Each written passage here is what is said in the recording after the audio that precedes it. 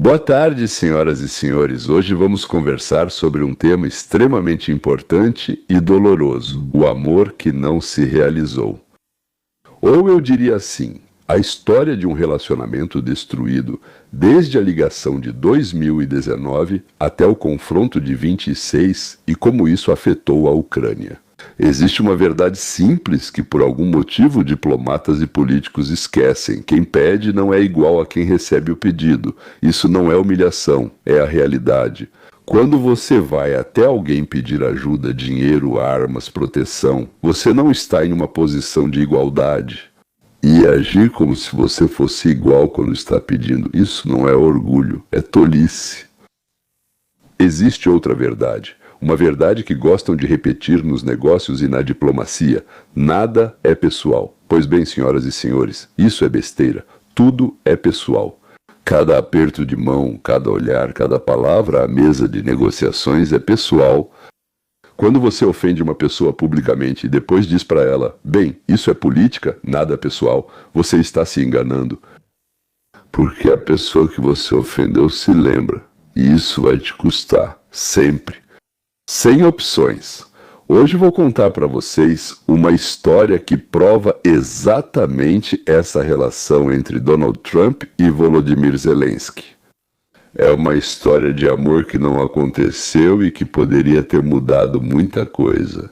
Pensem, se Zelensky tivesse entendido que Trump valoriza lealdade, franqueza e honestidade acima de tudo, a Ucrânia poderia ter tido um aliado nos Estados Unidos.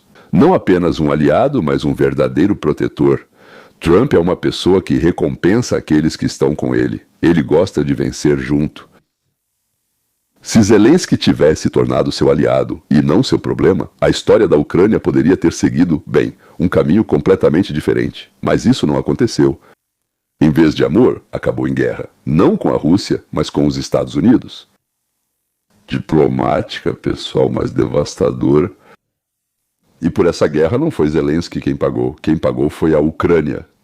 Hoje eu quero apresentar toda a cronologia dos fatos, citações, momentos decisivos para que vocês entendam não só o que aconteceu, mas também o porquê.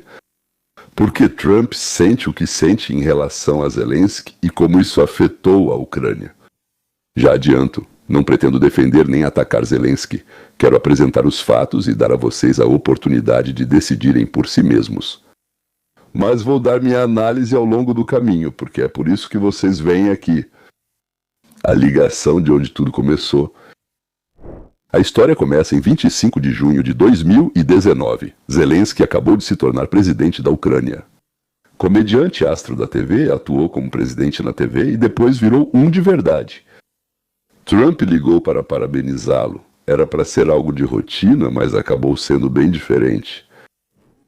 Durante a conversa, Trump pediu para Zelensky investigar Joe Biden e seu filho Hunter, que fazia parte do conselho da Burisma, uma empresa de energia ucraniana.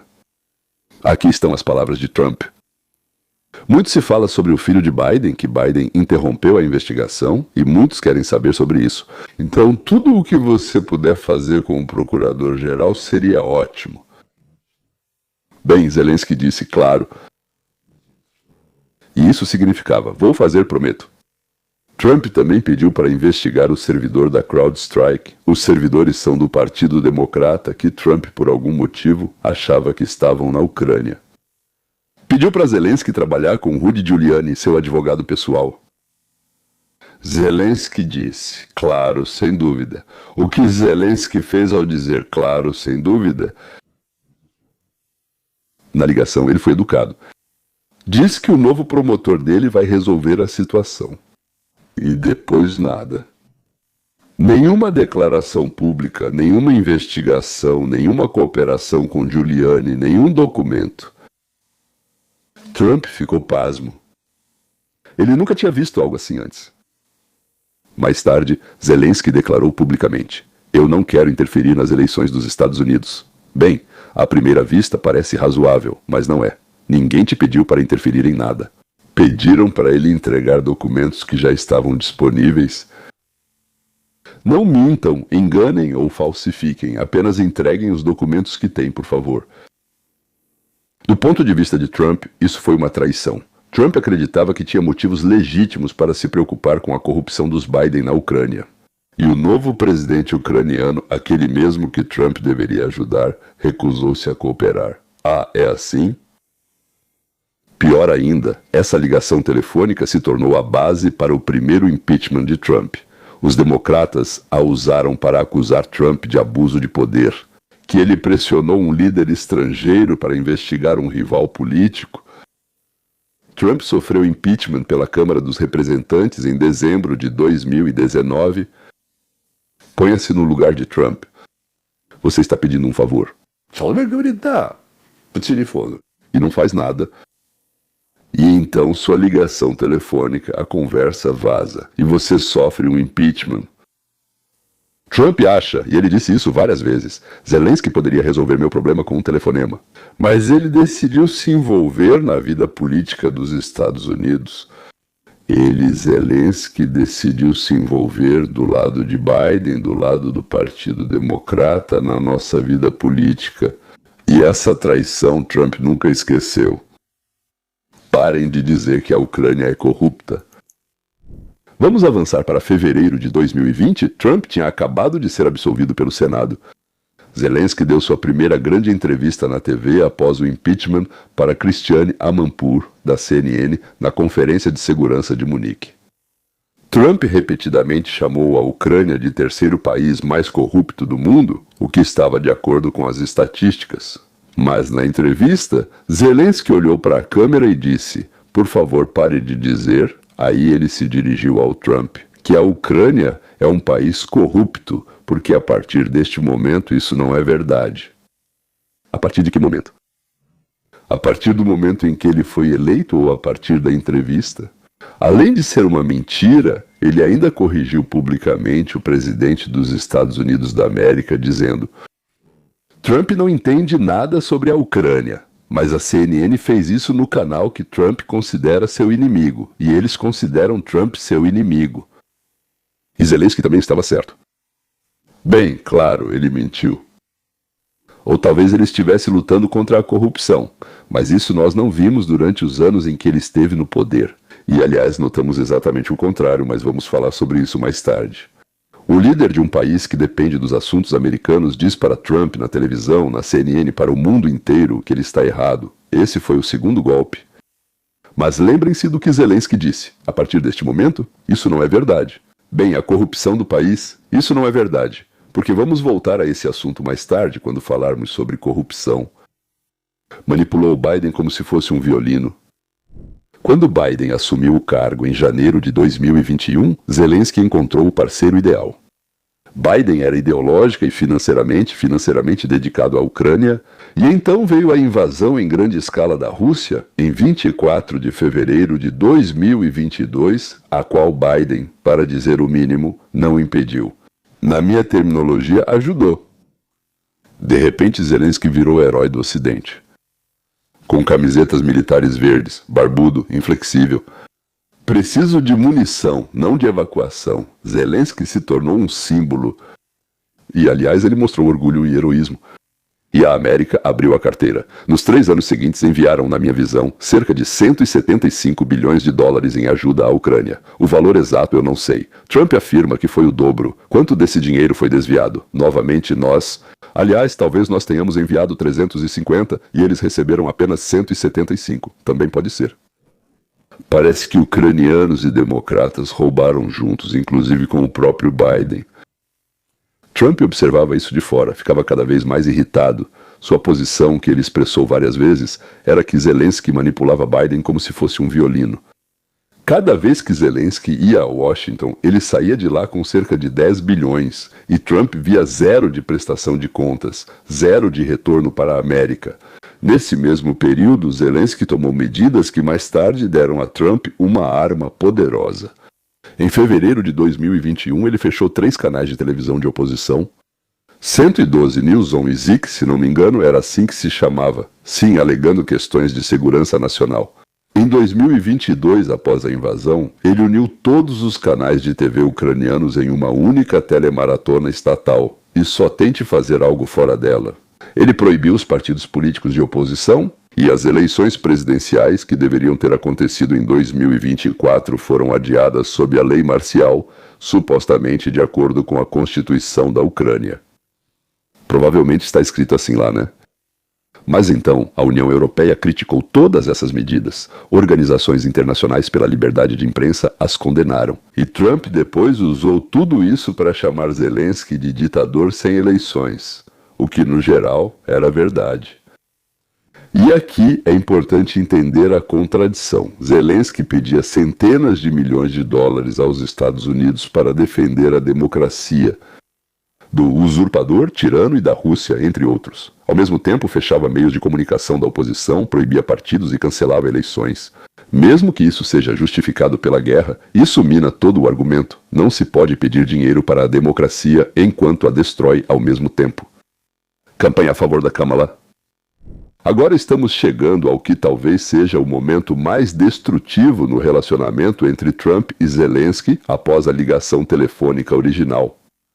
Esse foi o momento que virou não só Trump contra Zelensky, mas também todo o establishment republicano. Em setembro de 2024, algumas semanas antes das eleições presidenciais nos Estados Unidos, Zelensky veio para a América. Ele visitou a fábrica de munição do exército de Scranton, uma fábrica na Pensilvânia, cidade natal do Biden, em um estado crucialmente importante e decisivo.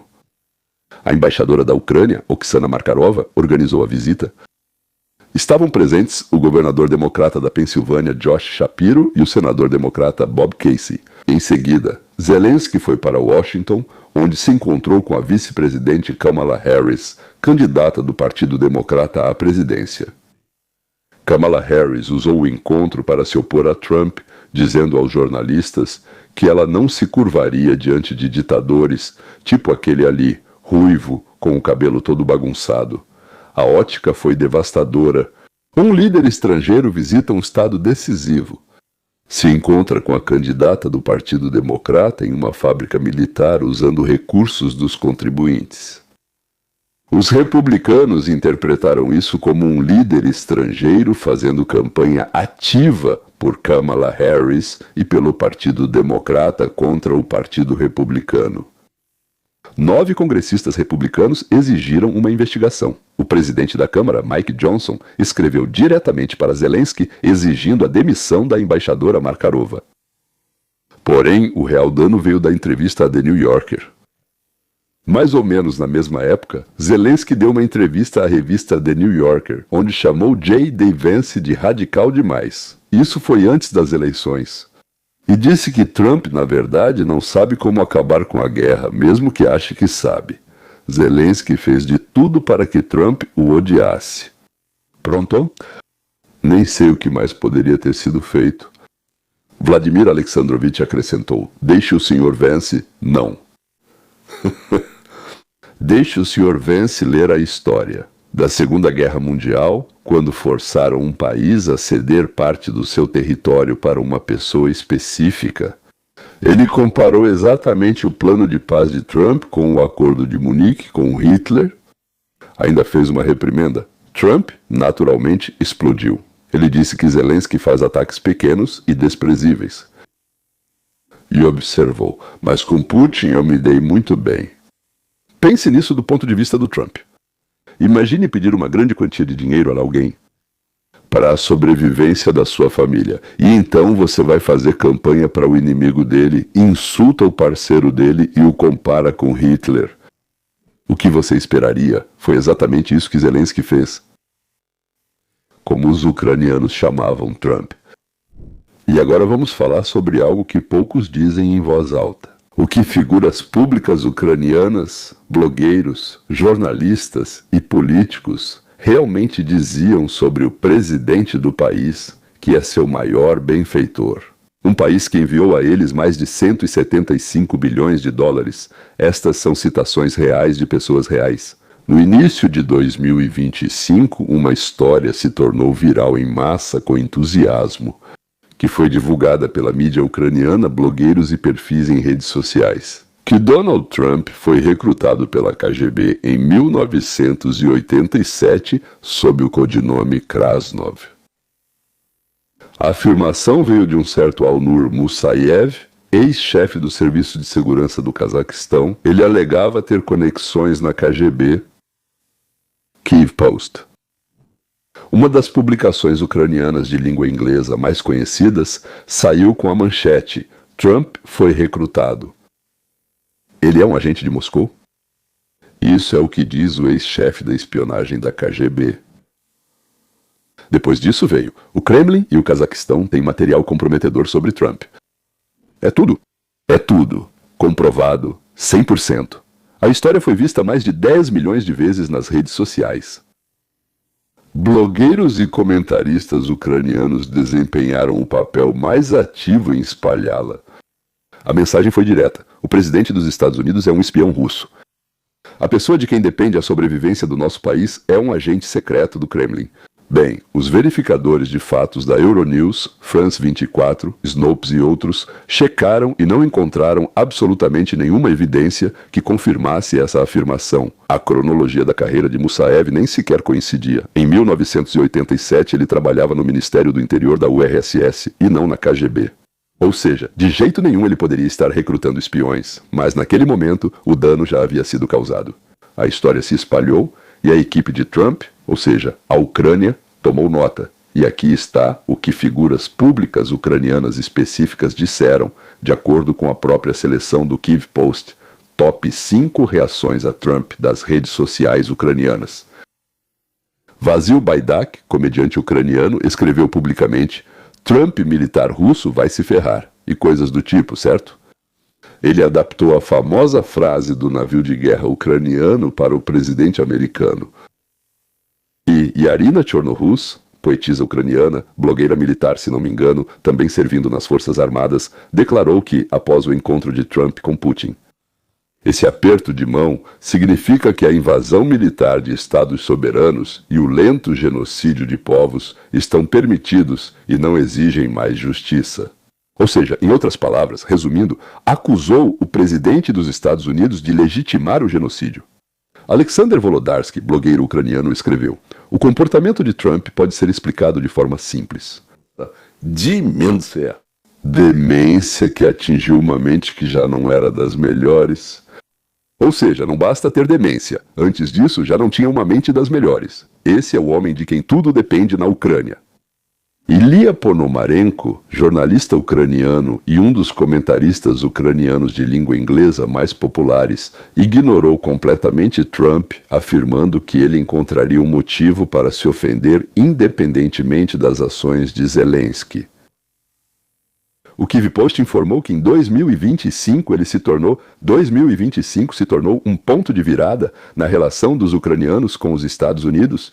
As redes sociais ucranianas, comentaristas de TV e blogueiros começaram a chamar abertamente Trump de marionete de Putin, agente do Kremlin e codinome Krasnov, inimigo da Ucrânia, mentalmente doente, traidor do mundo livre e cúmplice de genocídio. Quero dizer que o Kyiv Post está errado. Eu vi tudo isso, bem, começando provavelmente a partir de 2023, com certeza. Então, não foi em 2025, mas sim em 2023 que tudo isso começou. Lembro que essas são pessoas cujo país recebeu mais dinheiro americano do que provavelmente qualquer outra nação na Terra. Eles chamam o líder desse país de russo, de espião russo e traidor. E ao mesmo tempo, essas mesmas pessoas dizem: só a América pode nos ajudar. Os Estados Unidos são nossa única esperança. Por favor, imploramos a vocês, não abandonem a Ucrânia. Você não acha que eles são esquizofrênicos? Bem, todos, ou quase todos. Isso não é política, é uma falha do bom senso básico. Você não pode ofender a pessoa de quem está pedindo ajuda. Você não pode chamar uma pessoa de espião russo enquanto pede para ela te proteger da Rússia. Vocês pedem para serem protegidos da Rússia e chamam a pessoa a quem pedem ajuda de espião russo. Vocês não acham isso um pouco estranho? E o próprio Zelensky também não ficou para trás. Na TV ucraniana, ele disse que, infelizmente, Trump vive em um espaço de desinformação, chamando o presidente dos Estados Unidos da América de vítima da propaganda russa. Ele não disse isso em casa, bêbado, na cozinha, fumando, mas sim na televisão nacional. Andriy Yermak, chefe do gabinete de Zelensky, foi descrito pela Politico como um fator irritante, cujo comportamento pode prejudicar, pode colocar em risco a ajuda à Ucrânia. A Politico não é nada de direita. Uma publicação de esquerda. Em conversas privadas com aliados da administração Trump, Yermak acusou alguns funcionários de Trump de terem ligação direta e de trabalharem para a Rússia. Bem, por exemplo, Steve Witkoff, o representante especial de Trump para o Oriente Médio. Trump, para dizer o mínimo, ficou furioso quando lhe contaram isso. Mikhailo Podolyak, conselheiro de comunicação de Zelensky. Ele jogava com o ego de Trump nas negociações. Uma tática que o Axios descreveu como uma estratégia consciente de manipular Trump através da bajulação, enquanto ao mesmo tempo minava publicamente suas propostas de paz. Na minha opinião, um bando de valentões de rua, como se descobriu ladrões. Explosão no Salão Oval. Trump venceu as eleições. Em 28 de fevereiro de 2025, Zelensky foi à Casa Branca para o que deveria ser um momento histórico. Trazer as relações de volta ao normal. Esquecer tudo o que aconteceu antes. Uma nova página em branco, como dizem. Vamos abrir a porta novamente e começar tudo de novo. Vamos assinar um acordo sobre recursos minerais entre a Ucrânia e os Estados Unidos. E agora vamos ser amigos de família. Trump queria um acordo. Acesso americano aos metais de terras raras da Ucrânia em troca da continuação do apoio.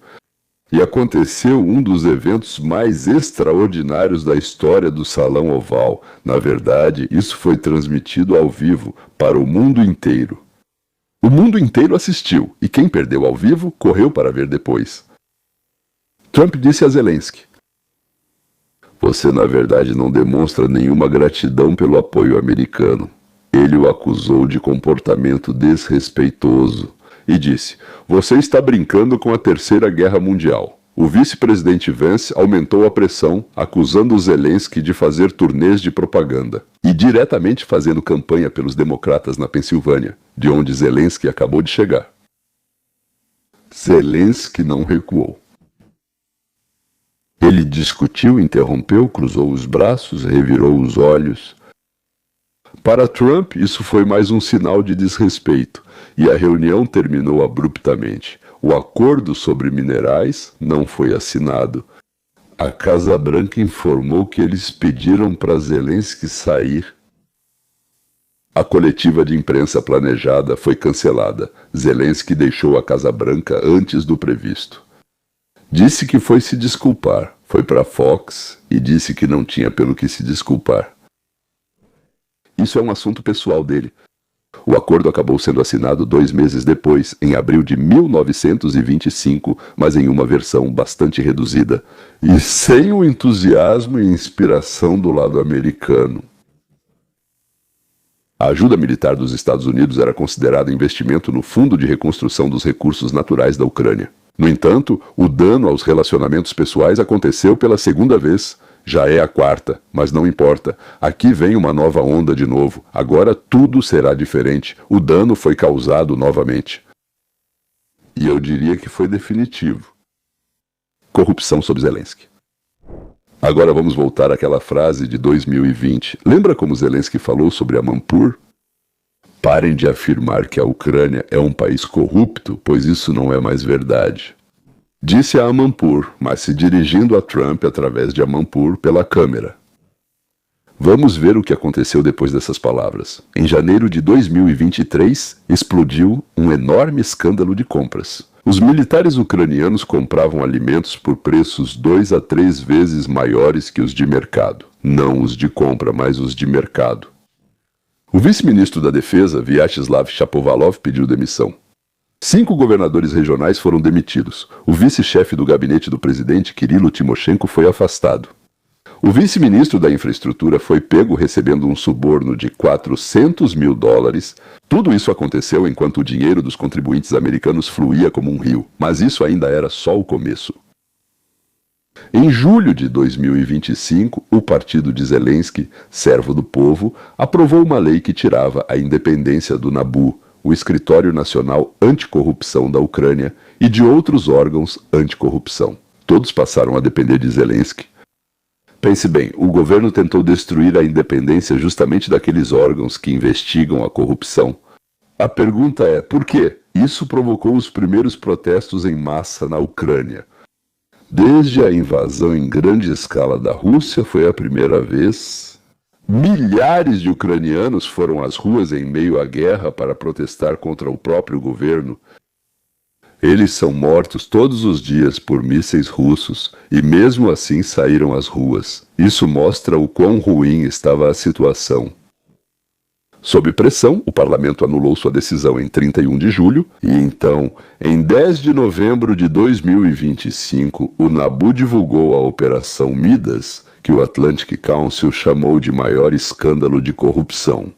Após 15 meses de escutas e mais de 70 buscas, os investigadores revelaram um esquema de corrupção de pelo menos 110 milhões de dólares na Energoatom. Essa é a empresa estatal de energia nuclear da Ucrânia. É isso que Zelensky tentou impedir. Os contratados eram obrigados a pagar propinas de 10 a 15% em todos os contratos. O dinheiro era lavado por meio de canais descritos pelos investigadores como ligados à Rússia. Ou seja, senhores, estamos em guerra com a Rússia e, ao mesmo tempo, as pessoas de Zelensky lavam dinheiro com eles, dinheiro esse que é roubado dos americanos. O esquema atrasava reparos críticos na infraestrutura energética, esperando por propinas, enquanto os civis ucranianos passavam frio no inverno sem eletricidade devido aos ataques russos. Aqui está o mais interessante. A figura central do esquema é Timur Mindich, produtor de cinema, ex-sócio de negócios de Zelensky desde os tempos do Kvartal 95, aquele mesmo estúdio de escritório de onde Zelensky entrou para a política. Então, Mindich fugiu para Israel. Houve consequências. O ministro da Justiça, German Galushchenko, e a ministra da Energia, Svetlana Grinchuk, foram demitidos em 19 de novembro. No dia 28 de novembro, o NABU realizou uma busca na casa de Andriy Yermak, chefe do gabinete de Zelensky e seu aliado mais próximo. Segundo uma fonte policial, uma das casas de luxo, construída com dinheiro roubado da Energoatom, foi destinada a Yermak. Zelensky demitiu Yermak no mesmo dia, mas ninguém foi preso. Os assessores de Yermak, Podolyak e Leschenko foram demitidos em dezembro. Toda a estrutura de poder que Zelensky construiu em torno de Yermak desmoronou. Então, o que temos? O parceiro de negócios mais próximo de Zelensky liderou um esquema de corrupção de pelo menos 110 milhões de dólares. O chefe do seu gabinete possivelmente recebeu uma casa de luxo com esse dinheiro. Seu governo tentou destruir justamente os órgãos que investigam a corrupção. E tudo isso acontecia enquanto os contribuintes americanos enviavam bilhões em ajuda para a Ucrânia. Quando Trump chamou a Ucrânia de corrupta, Zelensky disse: "Isso não é mais verdade, mas os fatos mostram exatamente o contrário." Trump estava certo. E Zelensky mentiu. É difícil acreditar que ele desconhecia o que ocorria em seu próprio governo. Palhaço de circo. Depois do incidente no Salão Oval e dos escândalos de corrupção, a retórica de Trump sobre Zelensky ficou cada vez mais pessoal e dura. Trump chamou Zelensky de o maior vendedor do mundo, mas acrescentou que ele não tem cartas na mão. Ele disse que Biden foi roubado, que os Estados Unidos gastaram 350 bilhões sem resultado. Trusov estava indo no início de 1926. Trump escreveu que entre o presidente Putin e o presidente Zelensky há um enorme ódio. E eu vi muito ódio na minha vida. Ele uniu esse ódio mútuo ao fato de que as negociações de paz estão emperradas. Então, março de 1926, 3 rodadas de negociações entre autoridades americanas, ucranianas e russas na Suíça e nos Emirados não levaram a um avanço. Zelensky diz que 90% do acordo inicial está acertado, mas os 10% restantes, território, garantias de segurança, são a parte mais difícil. Em 14 de março, Trump disse à NBC News: "Estou surpreso que Zelensky não queira fechar um acordo. Diga ao Zelensky para fechar o acordo porque Putin está pronto." Ele acrescentou que Putin é muito mais fácil de lidar do que Zelensky. Ao perguntarem se a Ucrânia ajuda os Estados Unidos com drones contra o Irã, Trump foi direto: não precisamos de ajuda, descartando até mesmo a possibilidade de parceria. Enquanto isso, a guerra com o Irã desviou a atenção de Trump da Ucrânia. Agora ele pressiona os aliados da OTAN com um novo argumento. Nós ajudamos vocês com a Ucrânia, agora ajudem a gente no Estreito de Hormuz. E a Ucrânia virou moeda de troca. O que deu errado? Continuação. Então, o que eu penso? Zelensky interpretou Trump de forma fundamentalmente errada. Trump não é ideólogo, mas um homem de negócios que age baseado em relações pessoais, lealdade e reciprocidade. Quando Zelensky o corrigia publicamente, recusava seus pedidos, criticava na The New Yorker, visitava um estado indeciso com os democratas e depois aparecia no salão oval de suéter para discutir. Ele quebrou todas as regras do mundo de Trump. Zelensky é um homem corajoso. Sim, ele ficou em Kiev quando os russos chegaram. Mas coragem na guerra e sabedoria na diplomacia são duas coisas bem diferentes, como dizem em Odessa. Não se pode insultar publicamente a pessoa que controla o fornecimento de armas para você. Não se pode fazer campanha para o oponente dele. Não se pode dar lição sobre a Segunda Guerra Mundial para ele. Esses são erros diplomáticos elementares. Bem, eu não sei. Isso é compreensível não só na diplomacia, mas também nas relações com as pessoas, com os outros também, é claro. Do ponto de vista do Trump, a irritação dele, bem, está claro, como se diz, está na cara. A América gastou enormes quantias. Gastou esse dinheiro na Ucrânia. A guerra continua. Não está nada claro como é possível vencer do jeito que o Zelensky quer vencer. Zelensky continua pedindo cada vez mais, sem dar nada, como se diz, de concreto em troca. Bem, por assim dizer, o acordo sobre os minerais acabou acontecendo no final, mas naquele momento já não interessava mais a ninguém, para falar a verdade. Nem cooperação de inteligência, nem gratidão, nem concessões. O instinto de Trump é transacional. O que os Estados Unidos ganham com isso? Zelensky respondeu: vocês defendem a democracia e a ordem internacional. Essa não é a moeda com que Trump negocia. Isso é para outra pessoa. E quando você coloca todas as peças do quebra-cabeça lado a lado, insultos, acusações de espionagem contra Krasnov, visita a Scranton, entrevista na New Yorker, comportamento no Salão Oval, corrupção de centenas de milhões, censura à imprensa, tentativa de destruir órgãos anticorrupção, completa falta de gratidão. Você começa até a entender por que Trump está irritado e por que ele diz que é mais fácil lidar com Putin.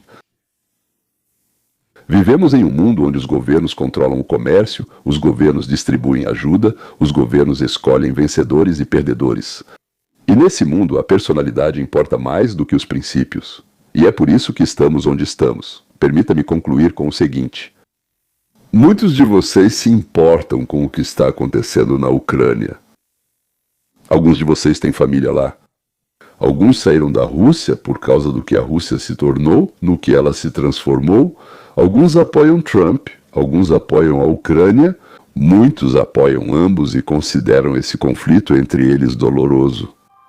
Sabe por que estou contando tudo isso? Não é de forma alguma para culpar alguém ou, pelo contrário, justificar. Estou falando sobre isso porque é importante olhar para o futuro, mas antes precisamos entender como chegamos a este presente aqui, como isso aconteceu. O maior erro para a Ucrânia hoje é continuar fazendo o que está sendo feito agora, ou seja, não tomar nenhuma decisão e esperar por alguma coisa. Esperar o quê? Já se passaram 4 anos? Cada dia, cada semana traz novas perdas, nova dor. Podemos discutir infinitamente, procurar culpados, debater as ações dos outros ou, finalmente, começar a tomar nossas próprias decisões. Sinceramente, não estávamos preparados. Esperávamos por sorte ou por alguém que nos salvasse. Mas agora amadurecemos e entendemos. Ninguém vai vir. Nós mesmos somos responsáveis pelas nossas escolhas. Nós, mais ninguém. Se a Ucrânia conseguir crescer e entender que seu futuro está apenas em suas próprias mãos, então o povo terá uma chance não só de sobreviver, mas de vencer e permanecer sendo quem é. Mas para isso é preciso superar a criança ressentida que sempre busca culpados. Ninguém é culpado. É hora de tomar decisões. Vamos nos despedir, senhoras e senhores. Até a próxima vez.